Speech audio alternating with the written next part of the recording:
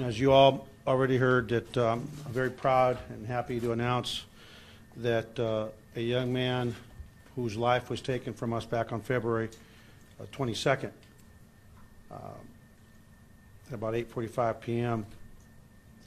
We know that a young man was taken at the age of 18 when he went to defend his mother at a Subway restaurant, who was also an employee there, a young man by the name of Javier Flores, who was only 18 years of age. And I just want to say that to that family, again, we extend our condolences, but we're very grateful that the suspect, who's been identified and charged for this capital murder, is in custody and awaiting being processed and hopefully prosecuted, tried and convicted for the murder of Javier Flores at 18.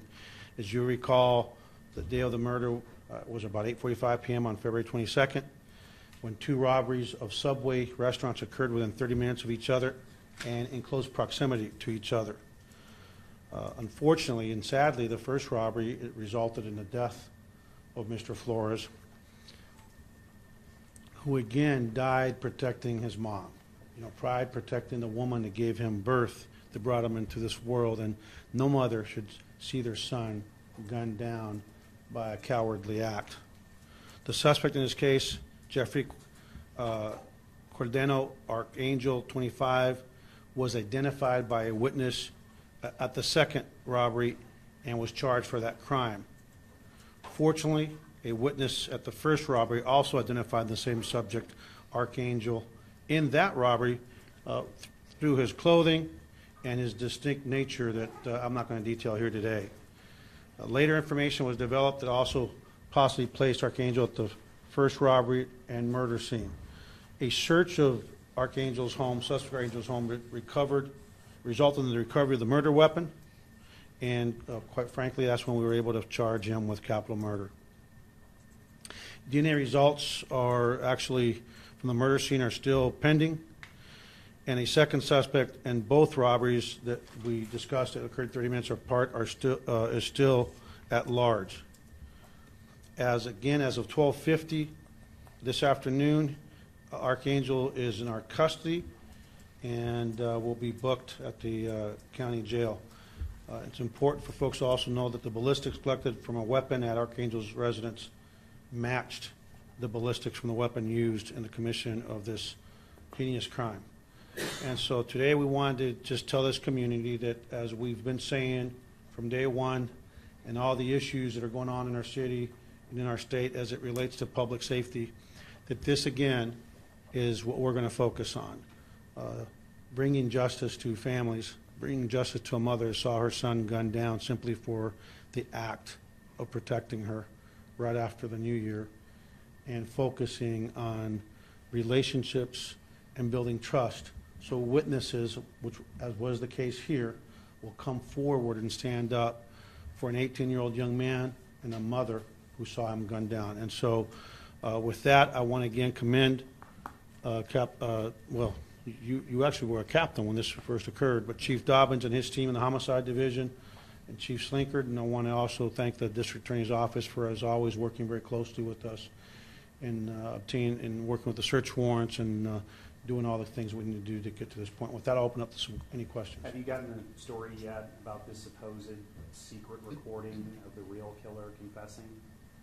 Yeah, well, I don't know about that story. I can just tell you that, our district attorney is pretty, we had a new district attorney in town that is going to be very discerning and very critical in making sure that our evidence is solid.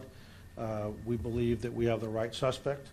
Obviously, no one is guilty until they go through the process, until we have a trial, until all the evidence is presented and considered by a jury. But we're pretty confident. We have a high level of confidence we have the right suspect. How close are you to identifying that second suspect? We're still working on that, and quite frankly, they need to know we're not going to give up on that. We're going to continue to work. The thing about criminals, they can't keep their mouths shut. They're talking.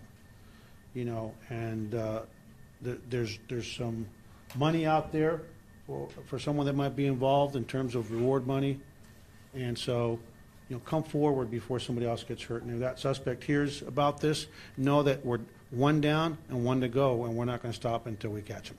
Did Javier's mom identify him as the suspect? I'm not going to talk about who the witnesses are. Can you say how many, you said you have witnesses willing to stand We, up, how we, many? we have more than one witness.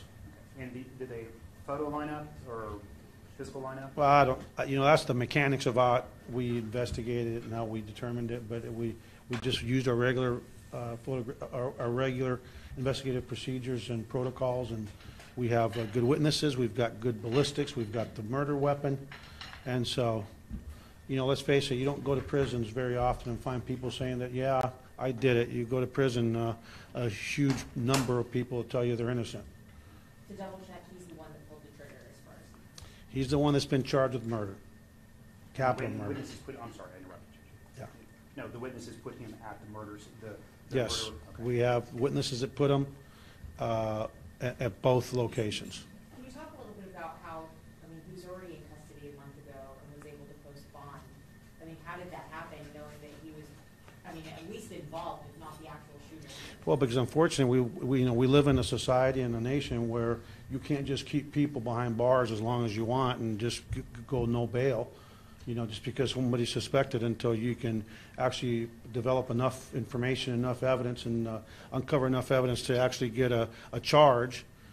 Bail is not based on, what you think you may prove in the future. It's based on what you know now. And so, we have to deal with within the confines of the requirements for bail.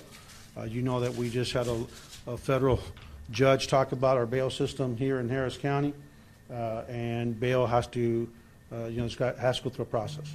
And it was the murder weapon that was. That murder weapon is the murder weapon, and it's in the possession of the crime weapon.